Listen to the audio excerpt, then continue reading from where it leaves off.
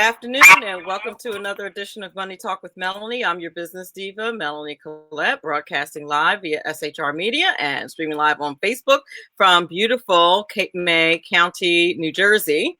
And my guest today is going to be Mr. Elliot Bogod. I hope I'm pronouncing his name right. I usually confirm that off the air, and I totally forgot to do that this time. I'm sure he'll let me know. He is the owner and managing director of Broadway Real Estate. He's also a best-selling author, and we're going to talk to him today about get rich in real estate. So I'm looking very much forward to that conversation today. What should we talk about today? Is there anything going on in the news, in the Money Talk news that we should talk about? I don't know. Maybe impeachment. I don't know. I've been like addicted to the impeachment hearings, and you guys know this about me, that I'm semi-addicted to politics as it is. And I've been watching the impeachment hearings, although the impeachment hearings have been driving me absolutely crazy. But right now, it's just the Democrats are wrapping up their testimony, I guess is the best way to put it. They're wrapping up with the last 6 hours, and they're on the second article of impeachment, which the second article is obstruction of Congress, which is not even a law. It's literally a bunch of made up laws, and of course, I just really. While they're defending their reasoning on the second article, all I'm hearing is a bunch of whining. Like, they're big time mad because the president would not give them all the information that they want to completely fry him or make up some other things to investigate him about.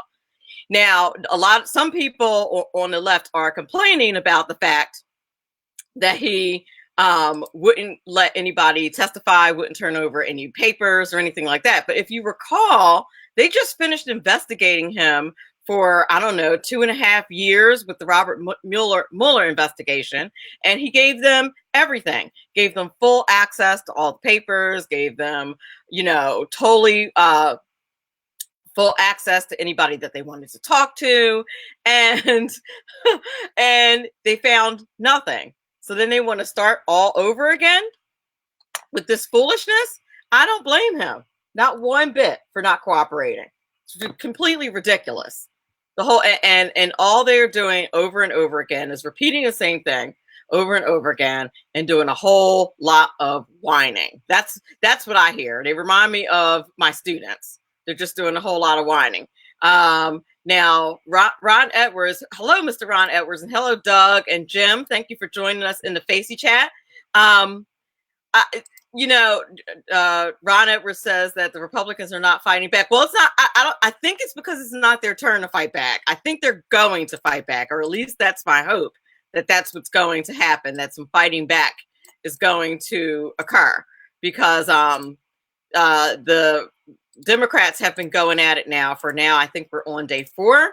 It's I don't know about you guys, but it's enough already. I'm ready to hear the president's defense, which I'm sure is going to be, an extremely good defense. But I'm ready to start hearing the defense. I'm not real happy with the structure. I think this is the same structure that they used during the Clinton impeachment hearings. But man, it is really hard to watch. It's been difficult to watch it. And somebody in the Facey chat said that they couldn't watch Schiff anymore. And I'm with you on that. It was very hard. It was very hard to watch Schiff the entire time. And he's literally lying. I mean, he's saying things that during the Mueller report were proven to be absolutely untrue. And that's the other thing that's bothering me. Ron Edwards, who's really well known for biting his tongue, I'm being sarcastic, said that they allowed the dimwits to run the structure. Oh, well, that explains why it's such absolute torture. Because it is absolute torture, and I'm hardly able to take it. I can't wait until tomorrow when I believe that we're going to get an overview of President Trump's defense. And then Monday, we're going to go into the president's defense in earnest, is my understanding of how things are going to work. But I am downright just it's like a train wreck. Like I can't, I want to stop watching, but I can't stop watching because I just want to know what it is that they're going to say. But it has been terrible watching. In the meantime, we also have this coronavirus going on, and it's going on around the world. Apparently, some 3 million people in China are being quarantined right now because it's going around. If you remember, we had a similar virus like this called SARS back in the early 2000s, and it killed 800 people. And apparently, they're saying this coronavirus is more serious than the SARS virus was, and it's killing a lot more people. So that's something that's pretty distressing. And the latest thing that I heard as far as what's going on in the United States is that there's 2 people in the United States with confirmed cases of the coronavirus, and that there are some 80 that are suspected of having this virus. Now, fortunately, we have much better, healthcare and things like that here, but still, that is not a good thing when you have a virus that's going around that's, literally killing people. The most strange thing about this virus is that it seems to have derived from bats and snakes, because apparently this is something that they eat in China as a delicacy. There's a bat soup, apparently, and there's a snake soup, and that's where this has come from. Oh, Doug Paul said he met Jay Sekulow in the 80s when he was when he was a whippersnapper. The other thing I don't want to let go is also the fact that the most pro-life president, I think, ever in history, at least he was the first one to speak at the March for Life, spoke at the March for Life today. I'm really sorry that I missed this year's March for Life. But he was the first president to speak there. And I've said pretty consistently that he is definitely one of the most pro-life presidents there is. And when people ask me why I voted for him, one of the main reasons why I voted for him is because I could not vote for Hillary, who believed that you could kill babies up, basically up until they're out of the womb, which is ridiculous. And then you have some people on the left who think that you should, namely the governor in Virginia, who think that once babies are born, you can make them comfortable and then decide whether or not you're going to keep it, which is infanticide. I can't even believe that is legal, but it's legal in Virginia. So I'm very happy that President Trump was there and was able to speak, and people were posting clips from his speech today. I thought was wonderful. A lot of people don't know this, that one of the things that President Trump did for all the well-melanated people that look like me that are against him is he stopped the illegal abortions in Africa. That was one of the first things that he did, was sign an executive order to make sure that we cut off the money to Planned Parenthood. It was a program that they had to illegally kill babies in Africa. Abortion is illegal in Africa. You're not allowed to do that. And Planned Parenthood was certainly doing that. So I'm glad that he was able to do that. The other things that are going on in the news besides that is also they're cracking down. President Trump is cracking down on travel called birth tourism, which is when women are pregnant and they travel to the United States with the intention on having their kids take advantage of birthright citizenship in the U.S. But under the new rules, which took effect today, pregnant women could be denied visas. Apparently, there are some exceptions, but they could be denied visas, which I think is a very good thing. That's something that we needed to put a stop to for sure. You're listening to Money Talk with Melanie. I'm your business diva, Melanie Collette. My guest today is Elliot Bogod, and he is going to talk to us today about how we can get rich in real estate. I'm very excited about that. We have a brand new Ron Edwards notebook coming your way. And we also have a brand new ad for the one and only Tax Mama, who is one of my sponsors, been a long time supporter of the show. So that's coming your way right this minute.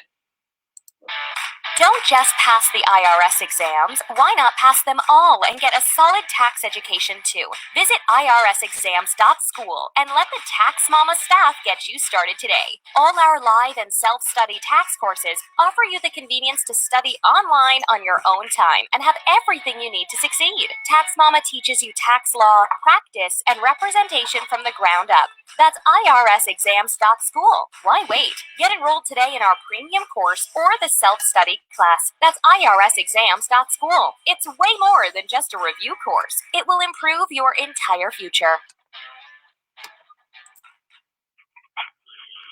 Sponsored by the Tri-County Liberty Coalition.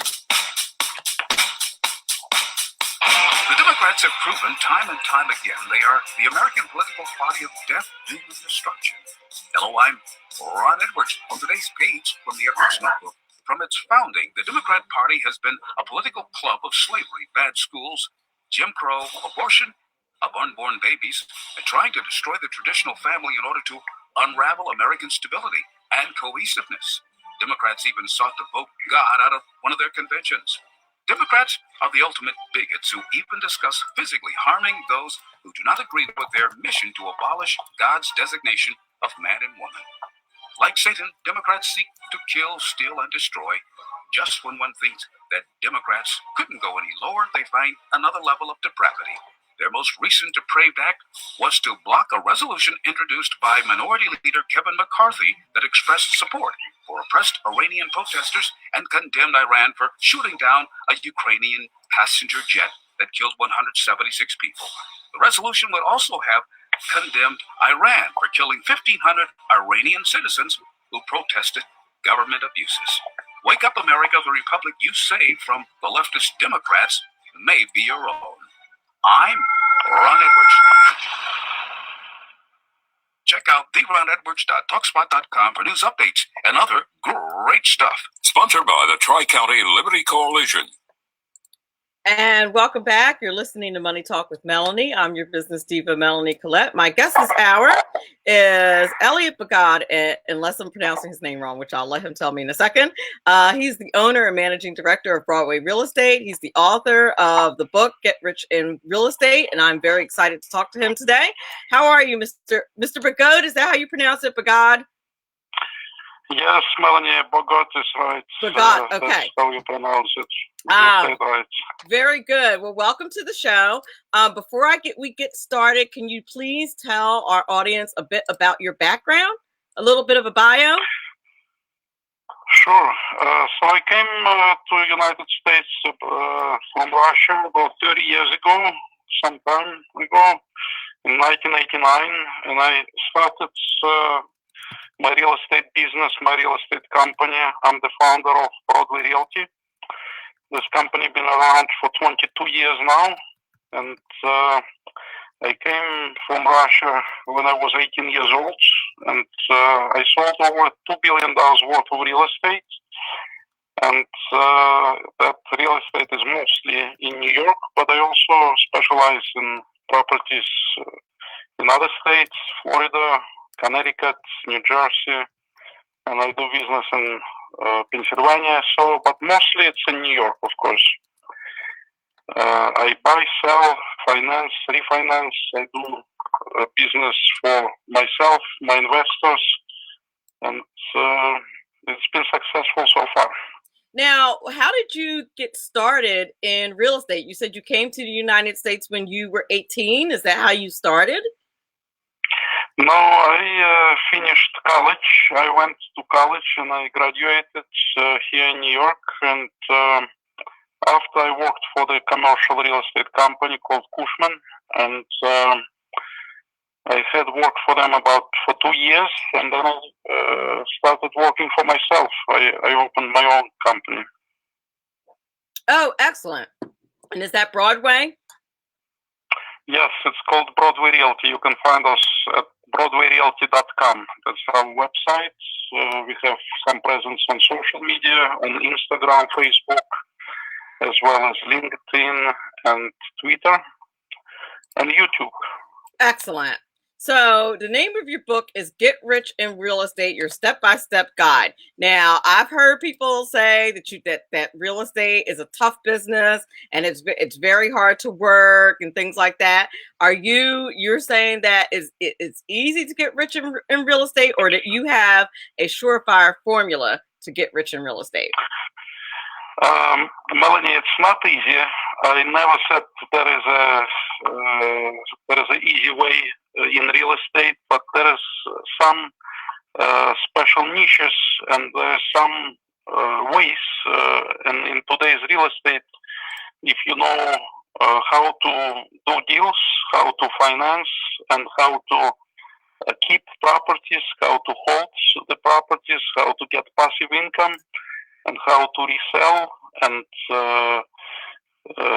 how to profit, you'll find a way to make it easier for yourself, and it's a certain way for you and your investors to become rich in real estate. That's what my book teaches, and it became on Amazon, and it's also selling on Barnes & Noble. It became an international bestseller. It's called Get Rich in Real Estate by Elliot Bogod. Yes, I saw it, and I saw that it has many, many reviews, and it has a 5-star rating, which is pretty hard to get on Amazon. Thanks. It's pretty amazing. It became international bestseller in 6 countries and in 8 different investment categories since May 2019. Now, and I've been busy promoting it as well. Now, you say that you start out in the beginning of the book talking about some foundations, and I guess that's some basics of things that we need to know and if we want to get into the real estate business, whether or not we should rent or own, know some things about the real estate buying process, which I would think would be essential. And so what are some basic things if someone's interested in getting involved in real estate? What do you think the foundational things are that they need to know, without giving away the book, of course? Of course, you have to know about the area of interest, so where you want to be. If you want to specialize in a certain neighborhood, you want to know all about this neighborhood. You want to know about values, what will be hot, what will be improved, how the infrastructure will work in the next few years, what is coming to the area, and what will be the special attractions to the area. And for example, I can give you one of the examples in New York. Here we have a city, in a city, Hudson Yards became a neighborhood, and so nobody imagined how it will be rented. It's rented now 100%. All the office towers and all the commercial spaces and all the restaurants and shops, they are all 100% rented, and now they're building another neighborhood. So they're building Hudson Yards West, which is a completely different area across the street from Hudson Yards East. That's a 10-year project, and it will be built soon. And so you kind of want to do a little bit of a market study, I guess is what you're saying, in the neighborhood to see how much property would be available for you to possibly sell or rent? Yes. So you'd like to visit this area day, night, weekdays, mornings, afternoons, and know all about it. You have to have a feel for this area, and you have to know what are the schools, what is the transportation like, is it subway or trains, or so the infrastructure is very important for people who commute. The commute is always important in any city and in any neighborhood. It should be convenient, or it will be. It should have upside for the transportation. That makes a lot of sense. Now, where I live, there's not a lot of transportation. I live near the beach, and there's like one bus that comes through every like 3 hours. So like we're in an area where there is not a lot of transportation. I have a friend who lives in New York City that I visit often, and when I tell him about the place that I live, he's always like, "Wow," because you guys have so. I Ubered for like my first, I don't know, couple of years visiting, and he's like, "Why don't you take the subway? Why are you not taking the subway? Uber is so expensive." And I'm like, I don't really know anything else because I live in such a rural area that's totally different. So I would imagine that the real estate agents down here have a bit of a different experience than they do with the real estate agents in New York City. Yes, absolutely. Urban areas are different from suburban areas, but there is different neighborhoods everywhere. So if you specialize in a certain area, you can make money in that area. There is some markets, for example, as in New York, 8 years ago, we had a strong market started becoming more and more buyers market. So for 8 years we had a sellers market, and sellers did great. Now it's all changed. The prices started coming down in Manhattan, and they are more negotiable than ever. And we saw some price drops, and it changed last year. So we had 8 years of strong market for sellers. Now it's a buyers market. Now, what do you attribute to that drop in prices? It's cycles. Cycles in New York are anywhere between 3 to 8 years. So that's what we saw. The cycle that started after crisis, after Lehman Brothers, that's what happened in New York. So we didn't have any transaction or very little transactions from 2009 to 2011. And then it started picking up in 2011 until about 2016, the highest year of the market. And then we saw a soft market, and now it became a buyer's market. Now, in the cities that you guys, since you're in the city, a lot of gentrification has taken place. I know in DC and New York City. Does that affect how you all conduct business as real estate agents? Yes. So we saw some areas that changed a lot, and that areas keep changing. And we saw, for example, Upper Manhattan, Washington Heights, Inwood, Harlem, those areas changing, and we see it every day that new places are opening, new restaurants and new venues and new condos and new rental buildings are being built. And that's a part of the gentrification. That's what's going on. The prices in the area are appreciating, and the prices are getting higher. So the area changed a lot in the last 5 to 10 years. And does that make it good for someone who's a real estate agent with the prices going up, or does that make it harder to sell? They make That's always the case if they sell more expensive properties, but it's something that for landlords, investors, it's always good that area that if they buy low, they can sell high, or they can just they're renting for more money. So that's always good for real estate investors. That is true. And that's one thing I do want to talk about, renting versus buying and selling homes. I think a lot of people don't realize that one thing that real estate investors do is they deal in a lot of rental properties.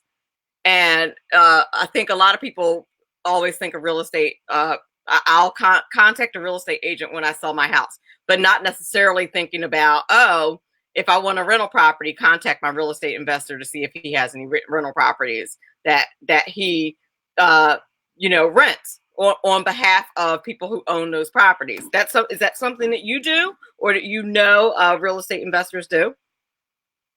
Yes, that's what we do. We rent and we sell, and we now buying a lot of distressed properties. We buy from bank, we buy from foreclosure auctions, we buy from Marshall Sheriff auction.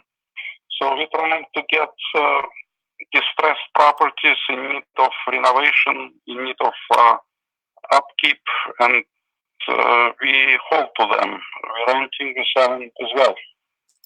Now, another area of your book that you talk about is co-ops versus condos. And I've never really fully understood what a co-op is. I know what a condo is, but how does a co-op work? You know, it's similar to condo. So you get an apartment, but you own shares of the corporation that owns co-op property.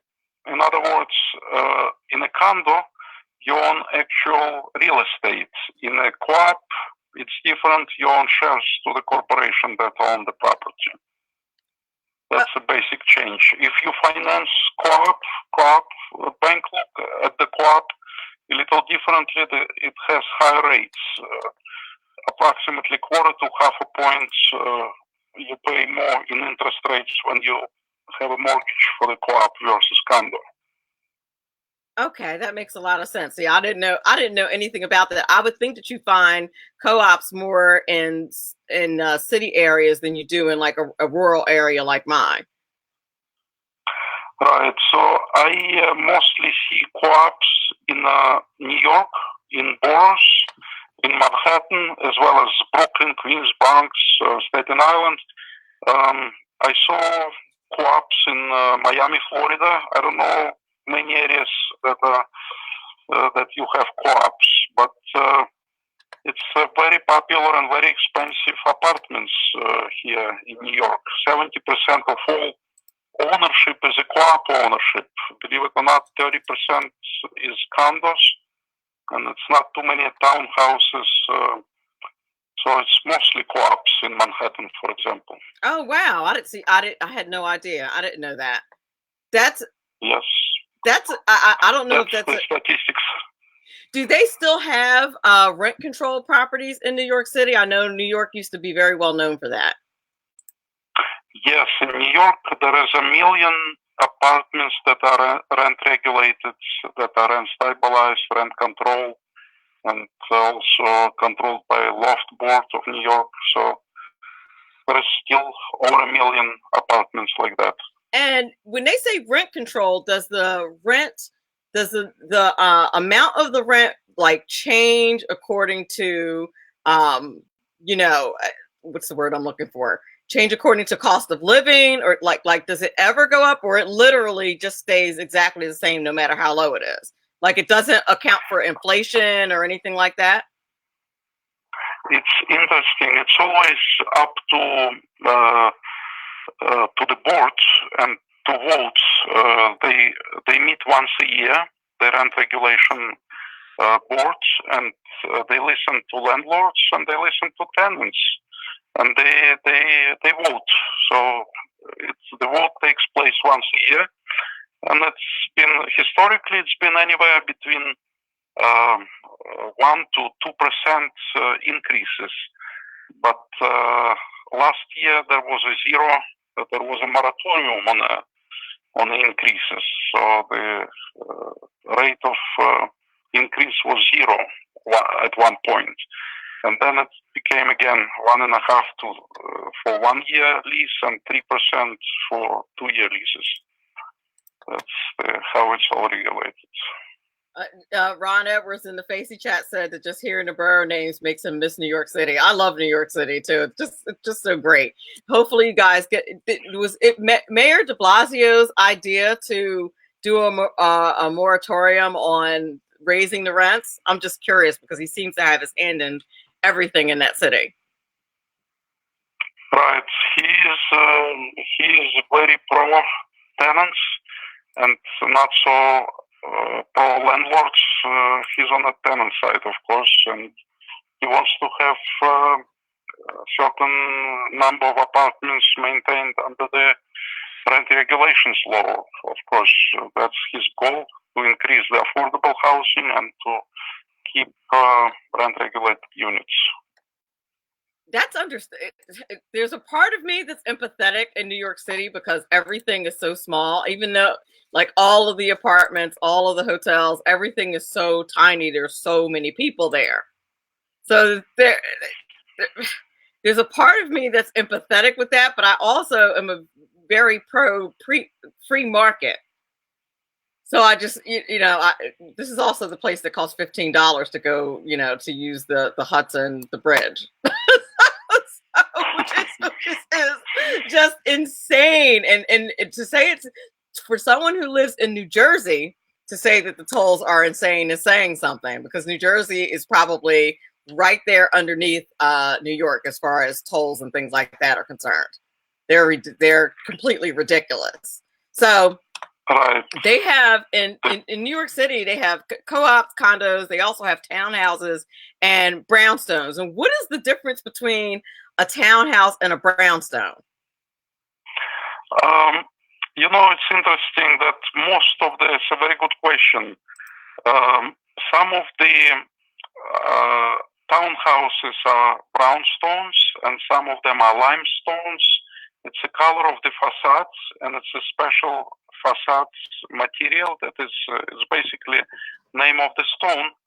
And I dedicated the entire chapter to the townhouses and to townhouse styles.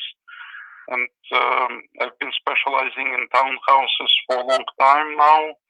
One of the townhouses in Murray Hill I sold 3 times, and every time it's getting a new life. Since the last time I sold it, it became an elevator townhouse. First it was a walk-up, then it received some major renovations and major improvements. But in New York, you have over 5,000 independent townhouses. Some of them are one family, some of them multiple dwellings. Some of them have garages. It's over 500 townhouses that have garage. Some people have car collections in those townhouses. And if you read my book, Get Rich in Real Estate, you'll have a chapter, very interesting chapter dedicated to townhouses, brownstones, limestones. It's a very special breed of real estate in New York. It is. You go in there and, Ron Edwards said he's missing his West 85th Street brownstone.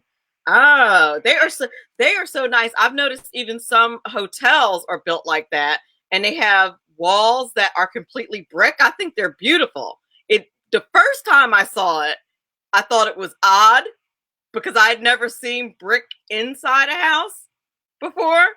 The first time I've ever seen it is inside like one of those homes in New York City. Actually, it was in a hotel that was more like apartments. But I feel like people will live anywhere in New York. So yes, some townhouses are very charming, and they have special details, and they have wood details. They have exposed brick fireplaces. They're all about landmark charm, and there is a lot of historical townhouses where you cannot renovate without even interior of the townhouse without approvals of the Landmarks Preservation Commission. Oh, really? They are very strict. Oh, I should have realized that in New York City that the government was going to regulate something like that. They like to regulate as much stuff as possible in New York City. Right. There is a building department and there is a Landmarks Preservation Commission. So if you live in a Landmarks district, you go through both the building department and LPC Landmarks. Oh, wow. Okay, we're up against a break, and when we come back, I want to talk a little bit about getting into commercial real estate. Switch gears a little bit from the residential to commercial. Were you up for that? Sounds good. All I'm right. ready. You're listening to Money Talk with Melanie. My guest is Elliot Bogod. We are talking to him about how to get rich in real estate, his best-selling book, and we will be back in a minute or two. Thanks. Don't just pass the IRS exams. Why not pass them all and get a solid tax education too? Visit irsexams.school and let the Tax Mama staff get you started today. All our live and self-study tax courses offer you the convenience to study online on your own time and have everything you need to succeed. Tax Mama teaches you tax law, practice, and representation from the ground up. That's irsexams.school. Why wait? Get enrolled today in our premium course or the self-study class. That's irsexams.school. It's way more than just a review course. It will improve your entire future.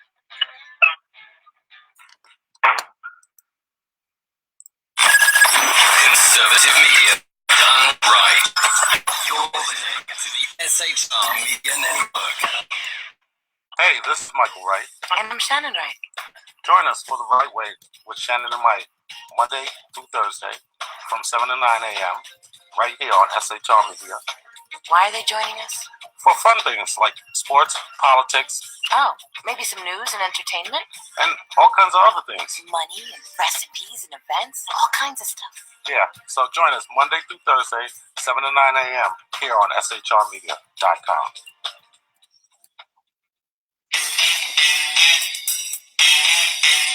From a public locker inside a dilapidated Long Island rail station comes a show designed to piss off liberals using truth, facts, and ridicule. The Lid Radio Show, featuring the conservative voice from the People's Republic of New York, the Lid himself, Jeff Dunitz. Tune in every Wednesday at 2 p.m. Eastern, 11 a.m. Pacific on the SHR Media Network. Go to shrmedia.com. At Lid Radio, we fight for the truth, justice, and a good kosher T-bone. If you don't listen, Hillary Clinton might sneak into your bedroom in her housecoat late at night and blame you for her election loss. It's the Lid Radio Show with Jeff Dunitz.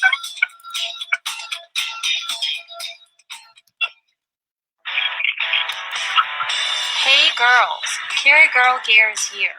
More and more women every day are concealed carrying, participating in competitive shooting, and getting firearms training. It's not a boys' club anymore, and we don't have to shop in their stores anymore either. Finally, a cool and unique clothing line just for women.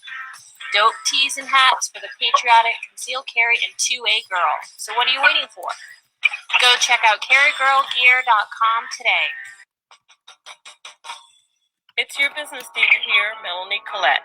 I am inviting you to a front row seat as I discuss some of the most intriguing details of wealth and finance with today's movers and shakers in the world of business. Listen in and discover financial truths on a global, domestic, and household scale.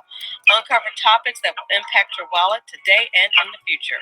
Money Talk with Melanie airs Monday through Friday, 5 p.m. East, 2 p.m. West, right here on SHR Media and High Plains Pundit Talk Radio. You can't afford to miss it.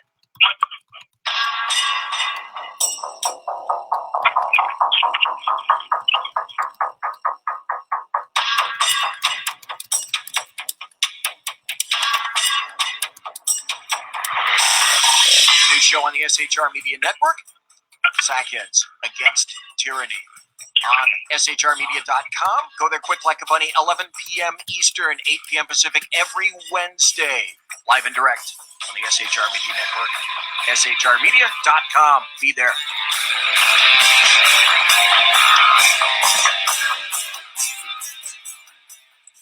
For 50 years, I've seen the American people blinded by corrupt politicians, a lapdog media, and deceptive Islam. The one thing the elites fear is one man with a cane. I'm Dave Milner. Join me through Spreaker, iTunes, and SoundCloud, through SHR Media and the Western Free Radio Network, for half a century of experienced perspective on political and social issues, weekly on The Unpleasant Blind Guy. And catch me on Jeff Mitchell's EDL Radio on blogtalkradio.com. There's No surrender, ever. because truth is not always pleasant. Welcome back. You're listening to Money Talk with Melanie. I'm your business diva, Melanie Collette. My guest today is Elliot Bogod. He is talking to us today about how to get rich in real estate. He is the owner and managing director of Broadway Real Estate in NYC, the one and only New York City, probably one of the real estate capitals of the world. And we're very glad to have him on today to talk to us about the ins and outs of getting rich in real estate. The name of the book is Get Rich in Real Estate, Your Step-by-Step Guide. I'm going to post, for those of you who are in the Facey chat, I'm going to post the link in the Facey chat. For those of you who are listening via some kind of download or on SHR Media, you can get that book on Amazon. Or on Barnes & Noble. And welcome back, Mr. Bogod. We were talking about, I mentioned to you switching gears from commercial real estate to, from residential real estate to commercial real estate, and talking a bit about that. Is there, besides them being different kinds of properties, is there a big difference in the way you would have to sell them, market them, your entire approach, because you're dealing with commercial rather than residential? Yes, Melanie, thanks for having me again. And so commercial real estate is very different in New York and other parts of the country. So you have multiple strategies, tactics, and techniques for building wealth through your investments and in the commercial real estate as well. So there is a lot of types of properties here in commercial. You have commercial condos, you have garages, you have retail stores, you have hotels, you have multiple dwellings. Any property in New York that is 4 family or more is considered commercial. So 5 and more. 1 to 4 family is the only residential property that banks are considering for the dwellings. So you basically have a lot of opportunities. We saw downtown Manhattan. That's where my office is for 22 years now in Manhattan, in downtown financial district. We saw how it all changed from strictly commercial to residential and mixed use. We had a lot of conversions from office buildings to loft buildings and to residential and some hotels. So a lot of office buildings became residential. And when you're inside the buildings, you can kind of tell too when it used to be a commercial building. Like it doesn't seem like it's something that they try to hide. Right. So you basically see that at night, the neighborhoods becoming more and more active. It was a 5-day neighborhood as downtown, and you see the buildings, they have lights at night. So you have lights on the streets. You have Saturday and Sunday traffic, people going to supermarkets. They have strollers. They go to the streets. And so it became a residential neighborhood just like other neighborhoods in New York. And it used to be strictly commercial. Yeah, that's amazing. And one of the things that I like about New York City is that you kind of can't tell what you're getting until you're there, and that they have all those hubs, those different sections. Like you mentioned, the financial district is one of the districts that I like hanging out and occasionally get to stay in. But it's really cool that they have those different sections and those different hubs. Right, and for example, you see Tribeca neighborhood changed a lot in the last few years. It became such an expensive neighborhood, close to financial district. They have new condos, they have new buildings that came up, and it's beautiful buildings. They have different architects, some such as the Four Seasons by Larry Silverstein. He built a beautiful 80-story building, which is a mixed-use building. It's a hotel, first 40 stories, and the condos go up to the 80th floor. Whoa! Yes, beautiful, expensive building that changed neighborhoods. They have great restaurants in that building, and amenities are amazing. So if It's hard to imagine that a couple of years ago they said it will be happening, and they built it in 2 years, and they completely sold this building. It's now fully sold. It's now fully sold out. Sylvia in the Facey chat wants to know what the next big place to invest in New York City. I like Upper Manhattan, which is they changed zoning in Inwood. It's a neighborhood to watch. They will have a lot of high rises in Inwood. Also Harlem, I like a lot. It's changing a lot. And I like Washington Heights. Many things are happening. So they have a lot of development scheduled in Washington Heights. But also Hell's Kitchen. Hell's Kitchen is a Midtown West neighborhood. And west of 10th Avenue, it's the Opportunity Zone neighborhood. So it will happen a lot. It will change a lot in a few years. Have the opportunity zones affected your business? Can you explain a little bit about what that means, that it's an opportunity zone? So the opportunity zone is created in the neighborhoods that are underserved, and it's a recent program. It's a tax program that became with the recent administration, Trump administration, invented this opportunity zone program in order to get neighborhoods that are underserved. So for people, investors, to invest money into neighborhoods, and so you basically have to do a certain development in a neighborhood, in a property that you buy, and you can hold it for about 10 years, and then you can resell at no and don't pay a capital gain. So that's a basic rule of it. Of course, there is a certain amounts you have to invest. There is certain property you have to build according to zoning and to zoning regulations. But that's a basic program that it's never been like this before. You always have to pay your capital gain, or you have to do 1031 exchange when you sell commercial real estate. You never had that such an incentive that you will not pay your capital gain tax.